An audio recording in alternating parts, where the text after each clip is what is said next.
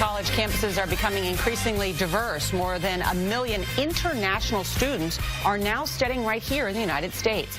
Nearly a third of those students from China. Dana Jacobson shows us how one Ohio school is using basketball to make the college experience more inclusive for Chinese students and alumni. It's a familiar scene. A sold-out game at Ohio's University of Dayton Arena. The exuberant home crowd celebrates the spectacle that is college basketball. The band, the cheerleaders, the face-painted fans.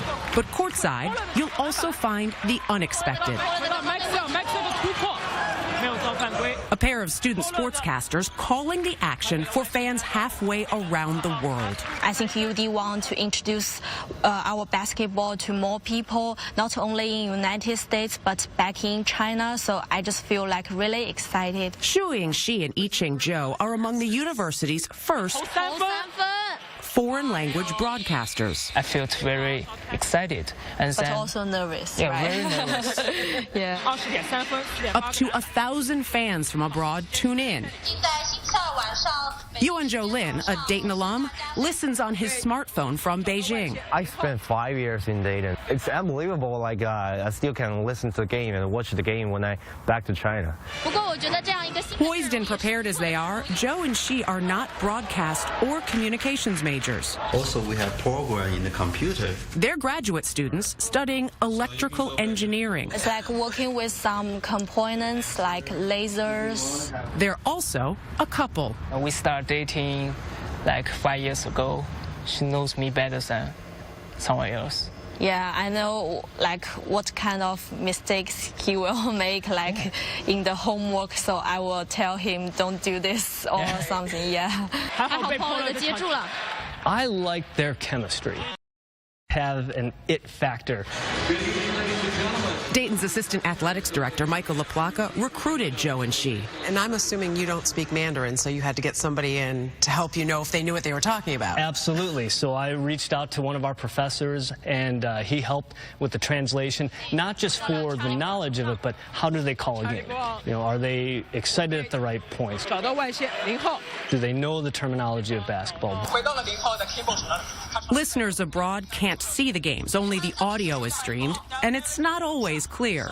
Listening to the game is hard to, the signal is not stable. Still, LaPlaca considers the program, now in its second season, a success. I think just having that access and that connectivity through the game of basketball, which is just such a shared language, you can't beat it.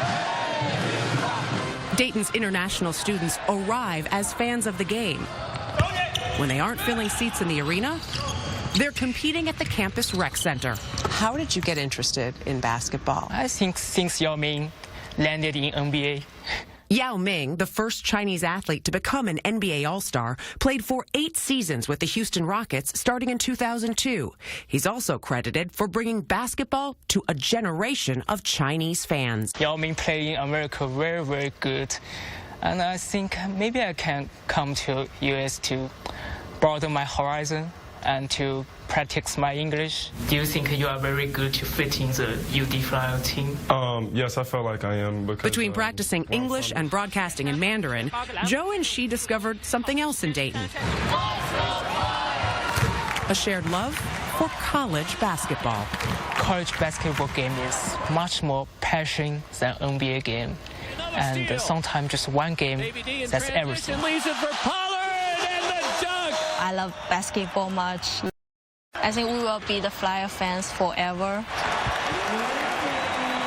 And the Dayton Flyers will be playing later today in the quarterfinals of the Atlantic 10 Conference Tournament. It's going to be the first time that Zhou and Shi call a postseason game, and the Flyers are also expected to be among the 68 teams going to the NCAA tournament.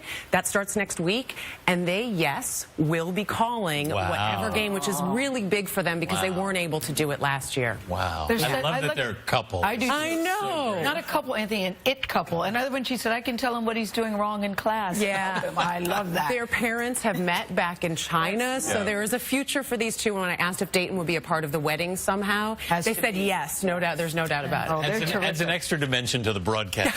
Exactly. What are their majors again? They are electrical engineering majors right now, and they're grad students. All right, Dana, thanks. And the NCAA tournament will be televised next week across CBS, TBS, TNT, and True TV. It all begins with our Selection Sunday coverage this Sunday at 5:30 Eastern, right here on CBS. Next, we'll take a look at what mattered this week. You're watching CBS This Morning. Be right back.